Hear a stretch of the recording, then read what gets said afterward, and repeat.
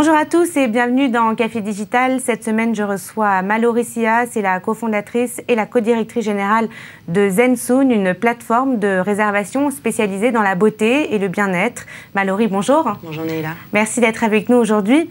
Vous êtes donc dans le secteur de la beauté, le bien-être, qui a priori n'est pas un secteur digital ou plutôt favorable ou concerné par le digital. Avant de parler de votre entreprise en particulier, comment est-ce que vous avez perçu la mutation de ce secteur? Est-ce qu'on est finalement arrivé à une mutation complète? C'est vrai qu'il y a 3 ans, lorsqu'on s'est lancé, le marché de la beauté et du bien-être représentait, et représente encore aujourd'hui, mais on voit une évolution, 70% d'indépendants qui travaillaient avec leur agenda papier, leur crayon et leur gomme. Et quand on s'est lancé, ils nous disaient souvent « Ah non, pas de digital, c'est très pratique de gommer sur un agenda papier ».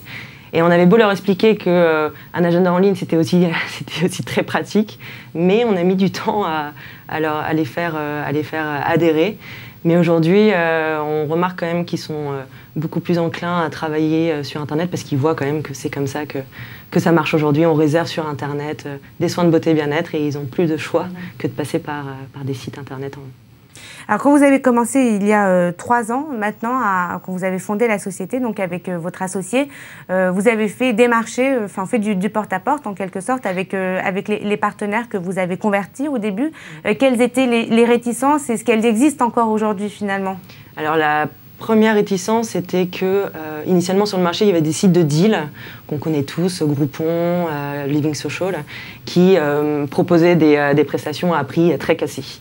Et lorsqu'on s'est lancé, on leur expliquait que nous, on prenait une commission qui était moindre et qu'on faisait des promotions, certes, parce que les Français adorent ça et recherchent des promotions, mais surtout pendant les périodes creuses. Et du coup, ils avaient peur au début de travailler avec nous parce qu'ils perdaient beaucoup d'argent avec les sites de deal. Mais aujourd'hui, une situation de confiance s'est vraiment installée et du coup, il n'y a plus aucun problème pour qu'ils travaillent avec nous. Ils ont compris qu'on était professionnels sur le marché et qu'ils pouvaient avoir confiance en nous. Oui, c'est-à-dire que les sites de deal ou de promotion dont vous avez parlé, on leur a reproché 2 choses. C'est-à-dire d'abord, effectivement, de faire des promotions tellement fortes que parfois elles faisaient couler les partenaires. Oui. Et une deuxième chose, c'est que parfois, quand un client ou une cliente se présentait avec l'offre, elle était reçue différemment. Est-ce que c'est le cas encore aujourd'hui ? Sur notre marché, non. Sur la réservation en ligne, non.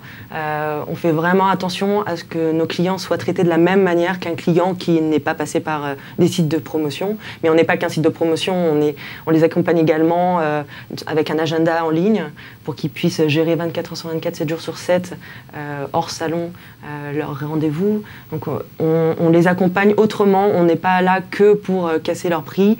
On remplit, leur agenda, 50% de leur agenda est vide, donc on les aide quand même à remplir leur agenda au quotidien. On les aide pour, au quotidien, améliorer leurs offres, leurs prestations, leur faire des retours avis clients, etc. Et donc aujourd'hui, ils gèrent vraiment les clients comme un client qui est passé directement vers eux. En quelques chiffres clés, notamment sur le montant de la promotion, qui est un petit peu le cœur du sujet. Le montant de la promotion moyenne, le panier moyen également sur le site, la cible en tant que... Est-ce que c'est une femme, est-ce que c'est un homme? Quel âge a-t-il ou elle? Alors, on a 80% de femmes essentiellement sur notre site, 20% d'hommes, de plus en plus d'hommes. Essentiellement, le cœur de cible, c'est 20-35 ans, mais évidemment, on touche tout le monde. Et notre panier moyen est de 55 € TTC. Notre commission est de 20% en moyenne, ce qui fait des petites commissions et c'est pour ça qu'on va chercher de plus en plus de partenaires pour répondre à plus en plus de critères parce que les femmes et les hommes souhaitent s'occuper d'eux de plus en plus quand même sur le marché. Et avec une ristourne moyenne de combien? Avec une ristourne moyenne de 35-40%. On monte jusqu'à moins 70, moins 80, mais on ne l'impose pas. C'est vraiment quelque chose sur lequel j'insiste. On fait des promotions en fonction des périodes creuses et en fonction de chaque partenaire que nous avons. Si les périodes creuses, c'est le lundi et le mardi, on va pousser des promotions ce jour-là. Si c'est le samedi, dimanche, ce qui est plutôt rare, eh bien on leur dira que c'est plutôt ces jours-là où il faut faire des promotions. Et on voit en fonction des prix. On fait attention à ce qu'ils gagnent toujours de l'argent sur chaque prestation. Comment vous vous positionnez par rapport à vos concurrents? Alors, on a parlé des sites de promotion avec des promotions extrêmement fortes, extrêmement puissantes. Il y a d'autres plateformes de réservation comme Balinaire, par exemple. Comment est-ce que vous vous positionnez par rapport à eux ou par rapport au reste de la concurrence? Alors c'est vrai que notre marché est très concurrentiel, mais c'est sain du coup, parce qu'ils nous ont aidés à éduquer le marché, qu'il soit B2B ou B2C, parce que c'est assez nouveau quand même de réserver en ligne un soin de beauté et bien-être. On a vu pendant 3 ans beaucoup de concurrents se monter et puis fermer, puisque les commissions, comme je le disais, ne sont pas très élevées, donc il faut beaucoup d'argent. Il faut beaucoup de volume. Il faut beaucoup d'argent et beaucoup de volume. Notre force aujourd'hui face à ce concurrent, par exemple, c'est que lorsqu'on s'est fait racheter il y a 6 mois, notre racheteur qui s'appelle Wanda s'est fait également racheter à 80% par un Japonais qui est coté en bourse. Donc en termes de liquidité, c'est vrai que c'est une grande force que nous avons par rapport à des concurrents qui sont plutôt backés par des fonds d'investissement classiques. Et par ailleurs, nous sommes très proches de nos partenaires. Et ça, c'est très important. C'est-à-dire que si un partenaire souhaite retirer une prestation ou augmenter une promotion, nous garantissons en 24 heures que ce soit fait en ligne. La qualité, c'est quelque chose qui fait notre force aujourd'hui sur le marché.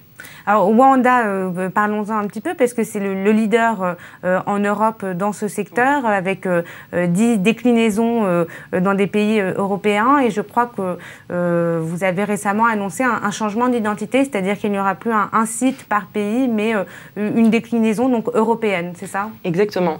Le jour de nos 3 ans, nous nous sommes fait racheter par le leader européen, donc Wanda, qui lui-même avait racheté des Allemands, des Hollandais, et avait lancé en nom propre différents pays d'Europe. Aujourd'hui, on est présent dans 10 pays, on a 5 marques différentes.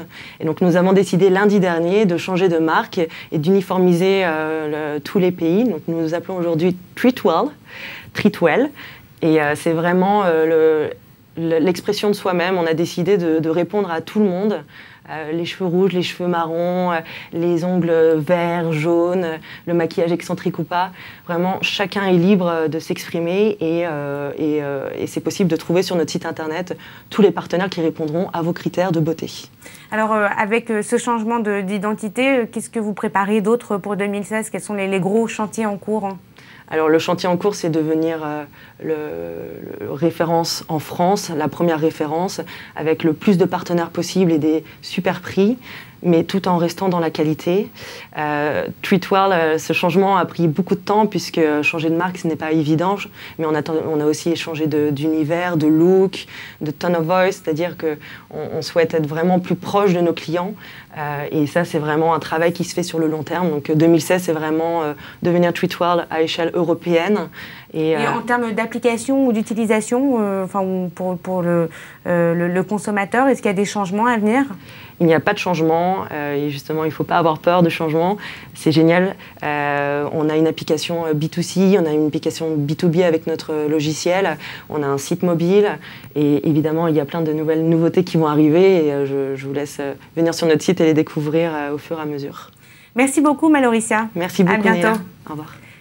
Café Digital, c'est tout pour aujourd'hui. On se retrouve la semaine prochaine avec un nouvel invité.